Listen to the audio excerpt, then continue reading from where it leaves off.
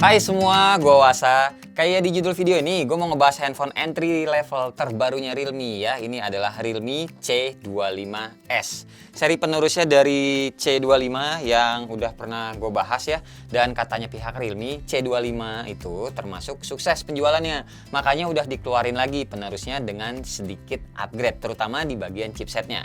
Nah, kalau si Realme C25 yang dulu itu pakai MediaTek Helio G70. Nah, di Realme C25S ini itu pakainya Helio G85. Karena sejatinya target market handphone ini itu lebih diperuntukkan buat anak-anak sekolah yang masih belajar online dan mbak-mbak atau abang-abang ojol ya. Ntar gue ceritain lebih lanjut. Oke, to the point aja karena handphone ini juga belum gue pegang lama ya. Per hari ini gue syuting baru hari kedua sih.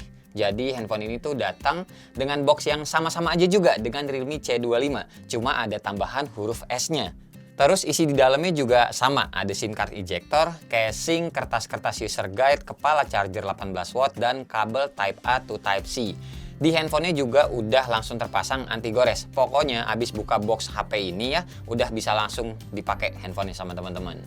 Layarnya juga sama-sama aja, panelnya IPS 6,5 inci dan resolusinya HD Plus juga. Berat HP-nya juga mirip-mirip lah sama C25 karena baterainya juga sama-sama 6000 mAh. Udah kebayang lah ya iritnya tuh ya cemana ini handphone karena layarnya juga masih HD Plus.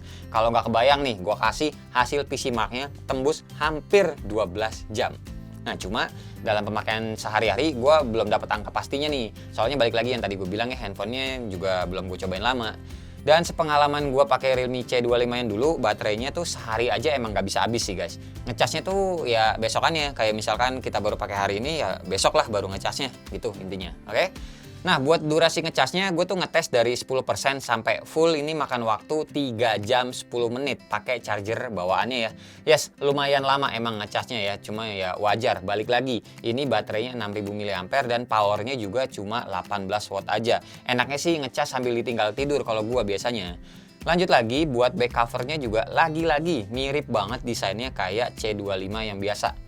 Pokoknya bedanya tuh cuma jeroannya aja, dimensi serta interface bodinya sama persis. Jadi kalau pakai casing yang sama, ini juga masih bisa dipakai. Ada sensor fingerprint di belakangnya dan performa unlocknya juga cepet, nggak ada masalah. Face unlocknya juga sama-sama aja aman. Kalau ngomongin interface bodinya yang tadi gue bilang sama, nih lihat aja sendiri di C25S ini ya. Sebelah kanan ada volume sama power, dan di sebelah kiri ada slot SIM card yang hybrid, bisa menampung micro SD sampai 256 GB. Di bagian bawahnya ada jack audio, mic, port Type-C, sama speaker yang masih single.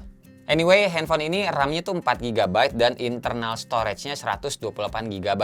Kalau yang dulu C25 itu kan ada yang 64 GB. Nah, buat yang C25S ini cuma ada 128 GB aja. Dan nggak ada yang 64 GB dari info yang gue dapat.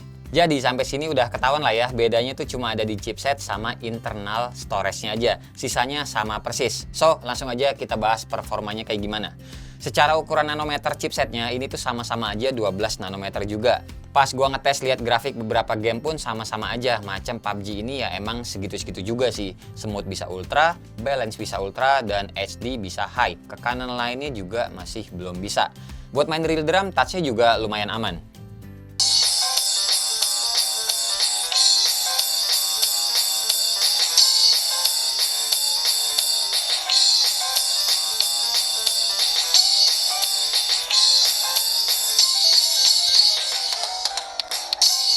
Terus lanjut lagi buat tes benchmark.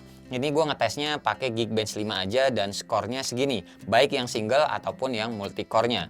Skor segini tuh udah lumayan gede buat HP entry level, tapi ya balik lagi, emang tujuannya bukan untuk main game berat. RAM-nya aja cuma 4 GB, yang baiknya tuh emang buat multitasking pemakaian normal sehari-hari aja. Sekarang kita bahas kameranya, baik setup lensanya ataupun mode-modenya juga sama aja kayak di Realme C25.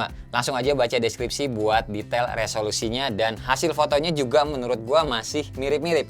Terlihat over sharpness gitu, dan warnanya yang dihasilin sering terlihat lebih pucat daripada aslinya. Walau ya nggak semua sih. Kayaknya nih AI-nya sih yang mesti ada update lagi ke depannya.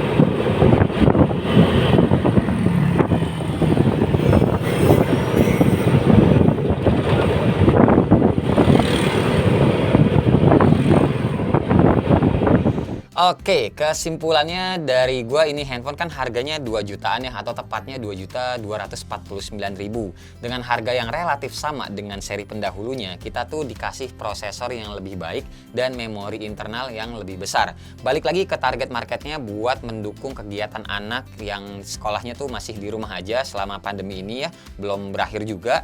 Dan buat mbak atau abang-abang ojol juga ini HP balik lagi ya, aman-aman aja dalam pemakaian sehari-hari. Material polikarbonat di framenya sama di backdoornya serta adanya sertifikasi TUF Friendly juga bikin handphone ini tuh lebih aman dari misalkan jatuh gitu ya, dari skenario pemakaian normal, at least dalam pengujian mereka. Terus baterainya juga tahan seharian, bisa dicas saat kita tidur pula. Ya balik lagi, handphone ini ya emang aman sesuai target marketnya, bukan buat game-game berat. Oke guys, segini aja ya video kita kali ini untuk review, atau bukan review sih, first hands on gua untuk Realme C25s. Silahkan beli kalau misalkan memang dirasa ya sesuai target marketnya atau membutuhkan baterai yang gede gitu.